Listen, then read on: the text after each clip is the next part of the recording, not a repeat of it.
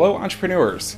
This is part 2 to the Starting a Business in Japan video I put out last year with a couple more ideas on resources and a little bit more of the nitty-gritty. First off, why start a business in Japan? From a business perspective, it should be because of the steadily improving GDP and the decrease of the effective corporate tax rate.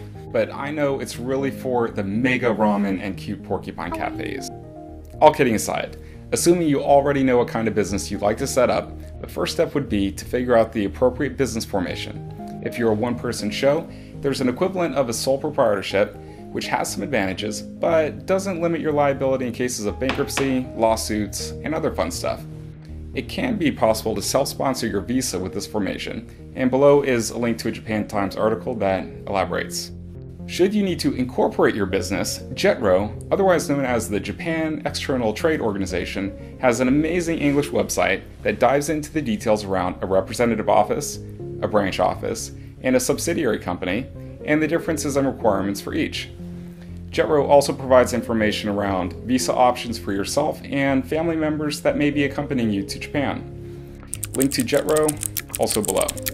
It's also worth noting that Japan is trying to attract highly skilled foreign professionals. Eligibility is determined by a point system, so head on over to the Immigration Bureau of Japan website to calculate your points. Now, before you form your business, it is imperative to have a good understanding of the tax implications for each scenario. When I went to Toesbeck last year, they provided me with an English guide to Tokyo metropolitan taxes. There is an online English PDF, and below in the description is a link to the latest version. Taxes. So I am no CPA, but I could take the time to gain a deep understanding of the tax system and what would be best for what type of business. But that's just it. It would take a lot of time. There are metropolitan taxes, inhabitant taxes, consumption taxes, business taxes on individuals, corporations, fixed asset taxes, taxes for acquiring real estate and vehicles, and a bunch of other taxes. Take a read of the guide for yourself. It can be very educational if you have the time. Like many of us that don't have the time to figure out a whole new taxation system, seek the advice of a Japanese tax professional. You can check out Sadi's channel, Win-Win Japan, who has numerous English videos on various tax considerations for individuals and businesses. His company also appears to help with incorporation, visas, tax returns, and accounting.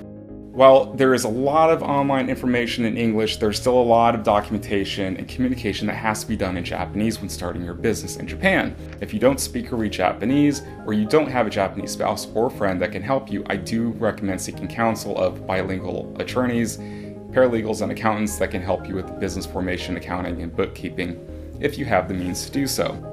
A couple years ago, I ran across Derek Weldon's channel, who owns a car exporting company in Japan, and he discusses his own experience forming and running his business. He mentions that it can cost anywhere from 200,000 to 350,000 yen for someone to establish your business for you. For bookkeeping, he pays 50,000 yen on a monthly basis. If you care about work-life balance, he states that even after 7 years, he was still working 6 days a week, 8 a.m. to midnight. So a Japanese startup, just like any, can be a major time commitment. But one of his best tips is to have more money than you'd expect to need, because something always comes up, and money can solve a lot of those problems. So how much money do you need? JETRO has a model case on their website for a 2-person staff, consisting of a foreign national managing director and a Japanese manager, running a temp office for 3 months before moving into a 50 square foot permanent office, and also incorporating the cost of permanent housing for the foreign national. They estimate to establish a branch office would cost you anywhere from $90,000 to $100,000 US, while a subsidiary company would run anywhere from $137,000 to $146,000 US. Now, a big chunk of these costs are the estimated 10-month security deposit for the permanent office, the fee to the recruiting agency to hire the Japanese manager, 2 months rent, key money, and the real estate brokerage fee for housing the foreign national. It may be possible to cut down your startup costs by leveraging shared office space via websites like coworker.com, where you can rent a seat by the hour, day, or month at various locations across the country. Final considerations. Do as much market research as you can pertaining to your business segment. Can you reasonably expect the Japanese market to respond to your product? If there is no available market data, consider advertising a survey in Japanese on Facebook or another medium to gauge interest.